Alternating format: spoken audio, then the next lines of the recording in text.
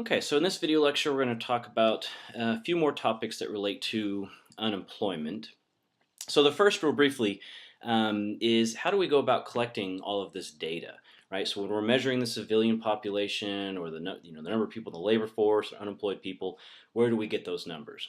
And the Bureau of Labor Statistics has two basic approaches, and they're surveys. And so we survey households, and we also survey firms.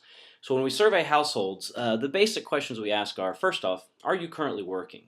And if they say yes, then we put a check mark and say, okay, this person is employed. They're working for pay. Now, if they say no, we don't necessarily just automatically mark them as unemployed, because you'll recall the definition of unemployment means you're not currently working for pay, but you are actively seeking work. So if we ask someone, are you working, and they say no, then the next question we might ask them would be, are you actively seeking out work for pay?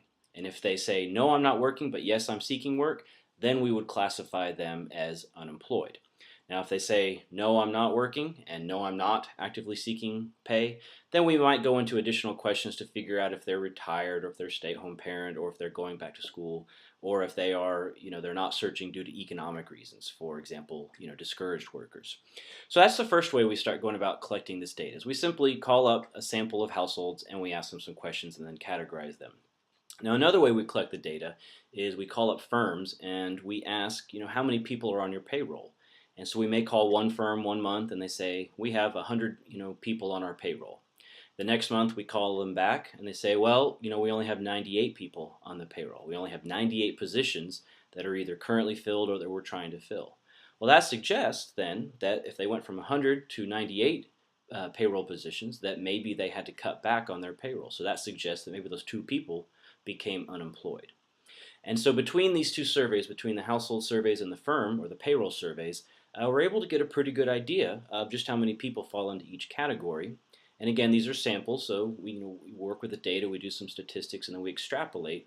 And that's how we end up with something like that monthly unemployment rate or that monthly labor force participation rate. Now, just like with output, there's a lot that we can learn from tracking this data over time, but then there are also some things that we miss out on.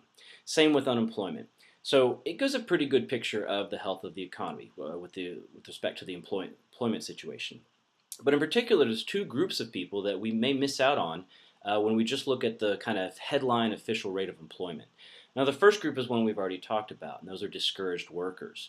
Again, these are people who were unemployed but became discouraged and gave up, which means because they are no longer actively seeking work for pay, they are not considered unemployed, and they are also not in the labor force. And so we went through the example with the calculations to see what happens when people become discouraged or re-enter the labor force.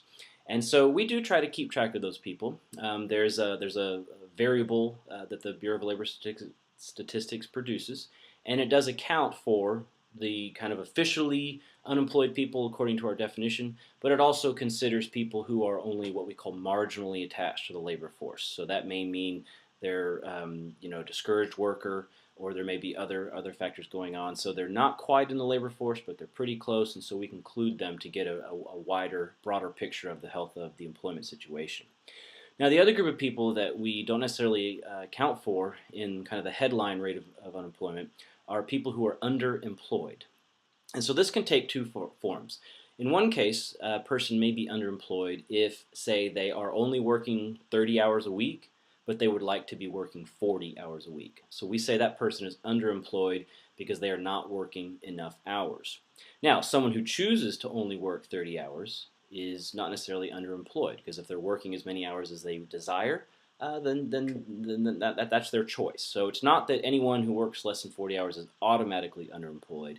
It has to be that they are not working the desired number of hours. Now, another example of someone who might be underemployed is someone who possesses a certain level of skills but is working in a job that does not require the use of all of those skills. So in other words, we might say they are overqualified for their job. So you might think of a rocket scientist, someone with a fancy mechanical engineering degree that is doing tune-ups at the local car shop, right? That person has a lot of knowledge and experience that can be put to use in another way, but they're only using a very small set of their skill set. So they're overqualified. They're not using their full skill set. So those two groups of people, underemployed and discouraged workers, we need to be mindful that those are groups that are of concern to economists, and that when we hear the headline rate of unemployment, that number doesn't quite tell us the whole picture. But we can then do some deeper digging to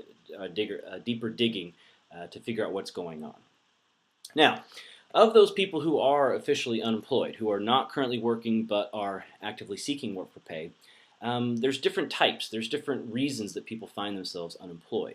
And so when we look at unemployment, we break it down into three primary categories. The first is what we call frictional unemployment. This is kind of what we might think of as normal unemployment. So these are people who are out of a job but looking for expected reasons. So it doesn't matter what's going on with the economy. Every day there may be people that get fired from a job, that quit a job. Maybe they move because their spouse got a job somewhere else, and so when they move, they give up their old job and then they have to find a new job. Students that are just graduating from college, and or they're entering the labor force for the first time. They don't automatically have a job waiting. Or maybe someone who became a stay-at-home mom or dad, they leave the labor force and then they decide to re-enter the labor force at a later time. Again, they may not have a job the minute they start looking, and so for a period of time they will be what we call frictionally unemployed.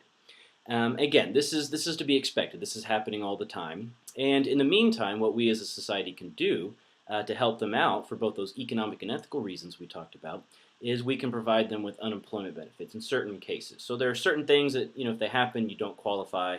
But in a lot of cases, someone who finds themselves unemployed can receive these unemployment benefits for a short period of time while they seek out a new job. Now, the second group of people that are unemployed may be cause for a little bit more concern at the macro level, and so this is referring to what we call a structural unemployment. So these are going to be people who have lost a job due to a change in the structure or the makeup of the economy. So this means either we're changing the types of goods and services we're producing, and that causes people to lose jobs, or we're changing the way that we make goods and services that puts people out of jobs. So, for example, typewriters. Right? We don't really use typewriters anymore, but in past times there were a lot of people that worked in factories that made typewriters. As typewriters go out of style and they get replaced with other products like computers, the people that worked in those typewriter factories are going to become unemployed, and we would say that they have become structurally unemployed because we're no longer demanding or consuming the goods that they were producing. Another example might be workers in an auto factory. And what we've seen over the past several decades is that a lot of those workers, those human workers, have been replaced with mechanized assembly lines or robots. So we're still making cars, but we're making those cars in a different way, and as a result, those auto workers lose their jobs and they become structurally unemployed. So these people, we can also help them out in the short term with unemployment benefits. And then one thing in addition to that we can do is maybe find a way to provide them with some new training or education so that if their old skills, right, are no longer needed because we're not making those products anymore, maybe we can provide them with new skills so they can go out and find work in a new industry. Now, the third category of unemployment is the one that's of most concern. This is what we call cyclical unemployment. So this is going to be people who find themselves unemployed because the entire economy is doing poorly. It's not because they got fired or quit. It's not because their industry is dying out. It's because the entire economy is suffering. And so when business is bad across the board, we see firms, they may not shut down, but they may cut back on their staff. In some cases, local businesses may go out of business because the economy is in such bad shape. And so these are the people we call cyclically unemployed. And again, we'll talk about this later, but we can help these people out in the short run by providing with unemployment benefits. So when we look at the total unemployment rate, we've got to keep in mind that it's made up of three components. There's the frictionally unemployed, the structurally unemployed, and those who are cyclically unemployed. And so now, with that in mind, we want to go back to our definition of full employment. And when we first introduced this concept in our discussion of the PPF, we said that full employment meant that we are using all available resources. So we're using all available land, labor, and capital. But now that we're thinking about unemployment in more detail, we recognize that even when the economy is doing well, even when we're in expansion, we may still have people that are frictionally unemployed. They're in between jobs for normal reasons. But even during good economic times, there may be people who find themselves structurally unemployed because the production is changing, the goods and services are changing. But there may be cases in which there is no cyclical unemployment. If the economy is growing and expanding, that means that there shouldn't be anybody who is out of work because business is bad across the board. Now there may be certain industries or certain cities or regions where things aren't in such great shape. But in theory, we can say that there will be a point at which the economy is not experiencing any cyclical unemployment.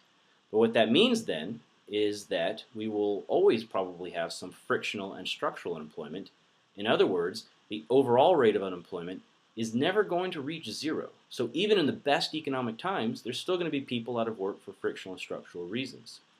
And so when we think about full employment now, we're not thinking of it in a way where every single worker has a job, right? It's not that we're using every available bit of labor. We can redefine it now to mean that, well, full employment means a state of economic activity at which there is no cyclical unemployment. In other words, we say that we reach our natural rate of unemployment. So this is the rate of unemployment you would expect, to be occurring kind of on average, when the economy is doing okay. And so when we reach that natural rate of unemployment, we would expect it to simply be made up of people who are either frictionally or structurally unemployed. And so we'll further redefine our definition of full employment later on. But for now, we're just going to make that subtle adjustment by noting that, yeah, we can still reach full employment and be using all available resources, but there will still be some people, just kind of naturally finding themselves unemployed.